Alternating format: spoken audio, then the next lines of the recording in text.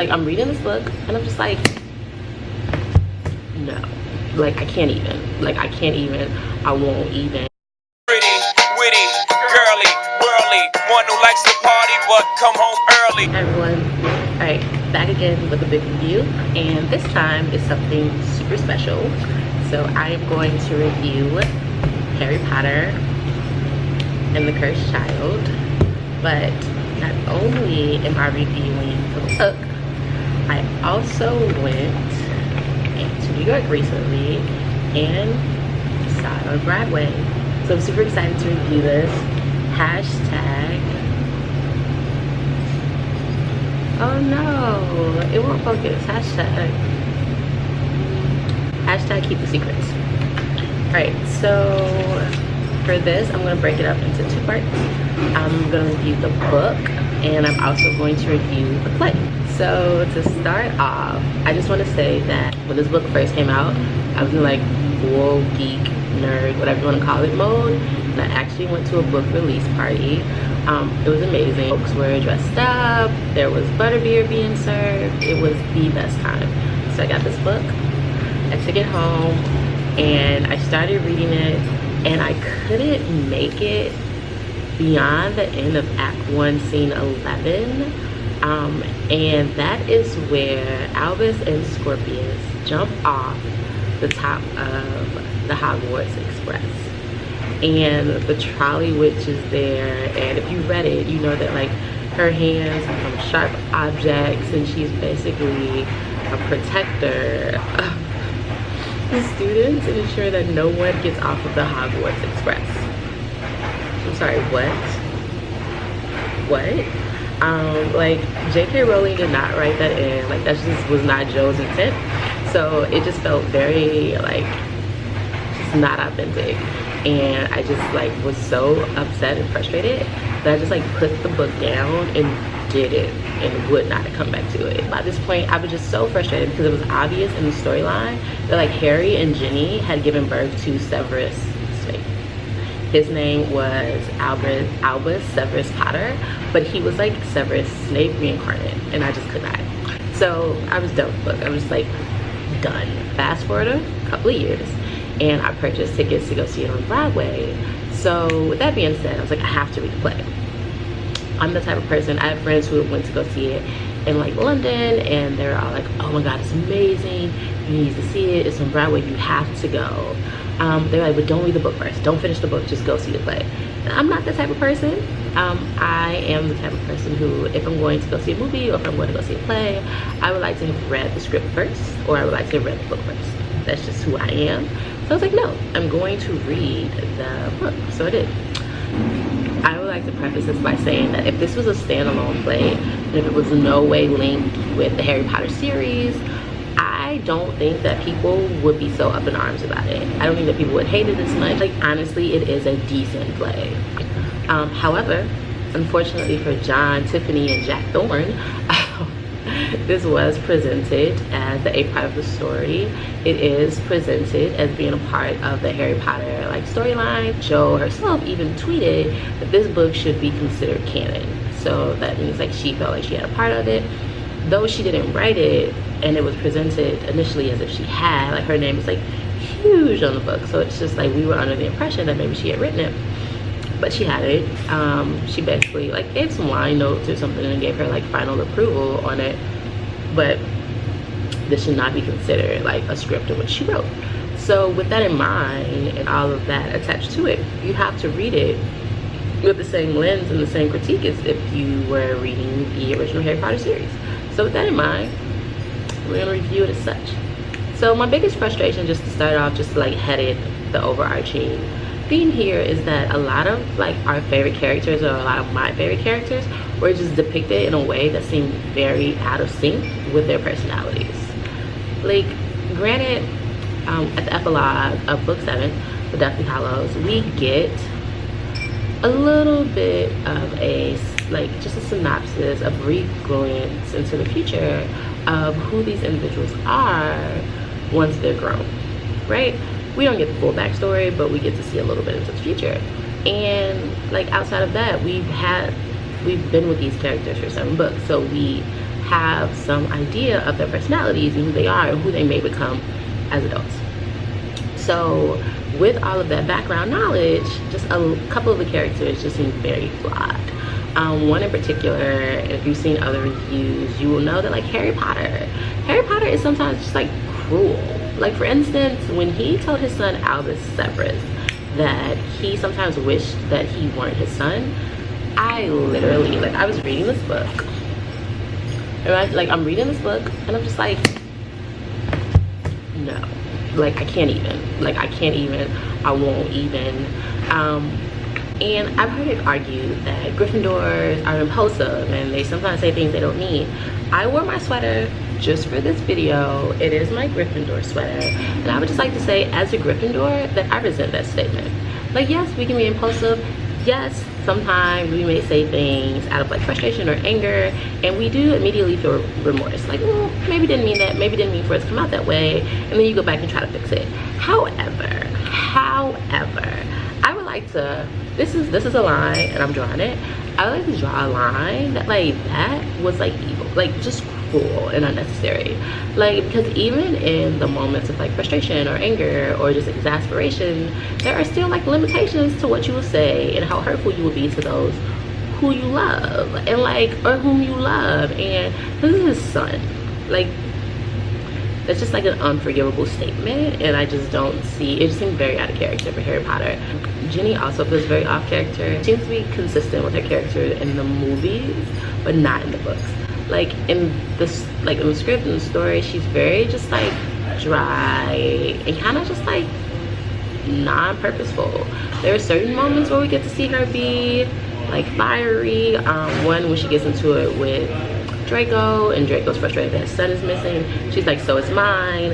Another moment is when she's kind of accusing Harry for Albus being missing. She seems like a little, just like a glimpse of her like past self, where she was like, just like on the defense for her son and protective, and that's what we would expect from her. But for the most part, I was truly just like bored of her character, and I didn't think she needed to be in the story for the role that she played. Ron was another character that I was frustrated with. He still seems to be presented as like the comedic relief. Also, I disagree with his job. Like, he wanted to be, in the stories we read about him, especially in the Mirror of like Erised, he wanted to be different from his brothers. He wanted to stand out. So I don't really see him then going on and running a joke shop. Just like, unless it was in tribute to like Fred, but like even still, I just don't think that that's consistent with who he is. Like, maybe you could have seen him, I think he would have gone on to do like amazing things. He obviously had like just a desire for the adventures that they went on, so I could have seen him being an Auror. I mean, he may not have had the like OWLs, but or somehow like maybe working in the ministry, or maybe just like being, I don't know, like the wizard version of a private investigator, or just something along those lines. So I just didn't agree with his character. As far as Hermione, I don't think anyone could argue against her being Minister for Magic. I mean, she's obviously super smart and she could do it if she wanted to. I just don't feel wholly convinced that she would have wanted to. There's a number of things she could have done. Like, maybe she'd have run a special division within the like ministry, or I don't know. But her being Minister for Magic, like, sure, I just don't know if she would have wanted to have dealt with like bureaucracy at all. But maybe. Also, for as annoying as Albus was throughout the entire story, I do feel like his character was arguably spot on. Like, I think having a father who is a hero and very like celebrated could be stressful and could cause you to have like some level of like just resentment towards that and how that's impacted your life. So I don't think that's like completely off script. I think that that's like probably fine. Scorpius is very amusing throughout. Like, I feel like his character was kind of spot on. He's believable. He's arguably like easily the star of this play. But another frustration I had with the play while reading it is just the holes in the storyline. It was just extremely annoying. For instance, like, when, I just want to know, like, when did Bellatrix and Voldemort have intercourse? Like, when did Voldemort take out the time from pursuing immortality to impregnate Bellatrix Lestrange? That's truly my question. I just don't understand. And honestly, when I read the books and even like watching the movies. For me, Voldemort, like Voldy, always seemed very asexual. For him to actually be like someone who's sexually active, I just didn't. Even sitting here, I'm still grappling with it. Like, sure, we all know like Bellatrix was fixated, strongly fixated, obsessed, extremely loyal to Voldemort, and if anyone was to be impregnated by him, it would have been her. However, nope, just don't see it. And then also, so all the time turners were obviously destroyed. We know this from Pottermore. However, there are magically 2 in existence. One of them we find out about after the kids get stuck in time. Like, miraculously, there's another time turner. Nope, not buying it. Also, just like one of the scenarios when they go back in time and Hermione becomes like Snape, what happened? Like, what would have actually happened in life to make Hermione be so bitter and so cruel and so mean to students? Nah, another loose hole that I'm not buying. Okay, also, this one, I'm sure if you've seen any other videos, you've seen people be extremely frustrated by this. Cedric Diggory is a Death Eater. He was so angered by being humiliated in the Triwizard Tournament that he moves beyond like teasing or taunting like Harry Potter, allowing that to happen, to actually becoming a murderer and killing Neville Longbottom. No, just no. Like, no. So those are my biggest frustrations with the like script while reading it. So then how does that transfer over to like actually seeing it on stage?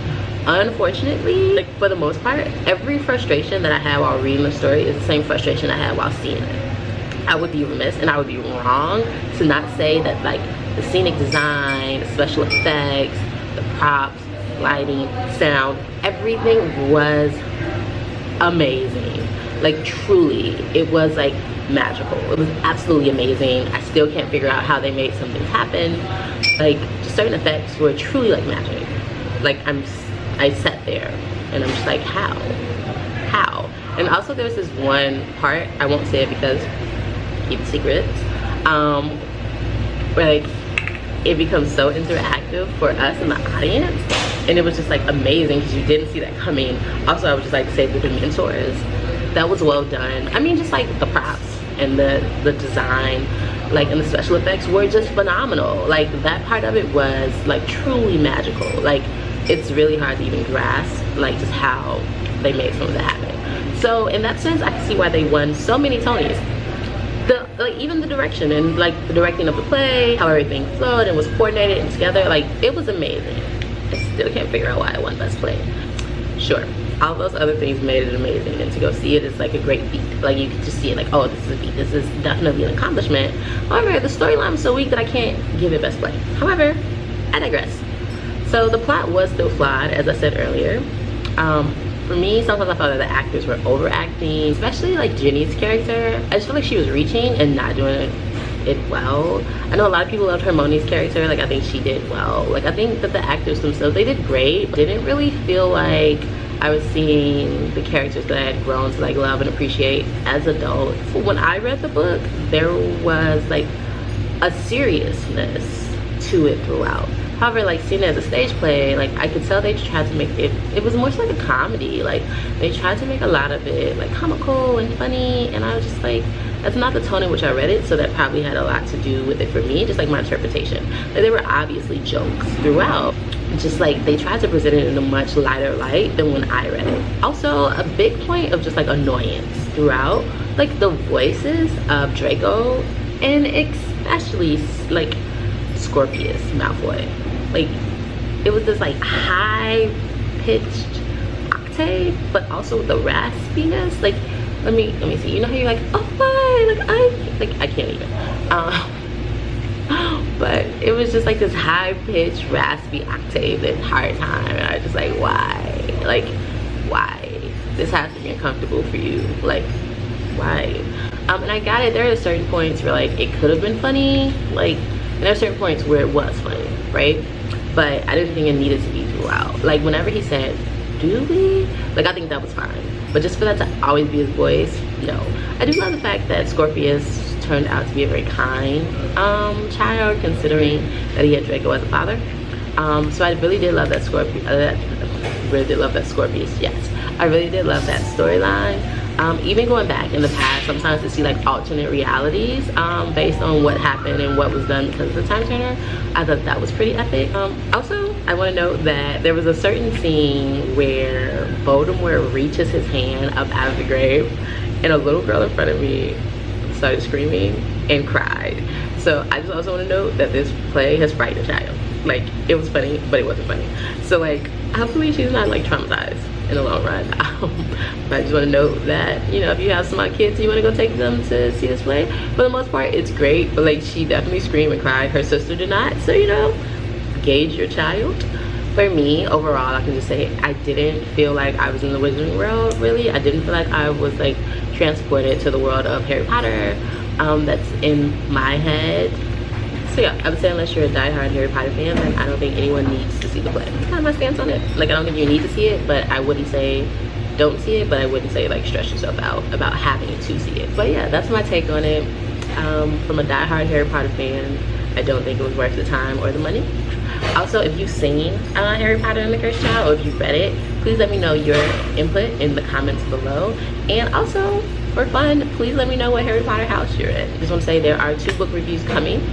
There is Just Mercy by Brian Stevenson, and then there's A Brief History of 7 Killings by Marlon James that I'm also doing. Other than that, there will be new books that I'm reading coming in October.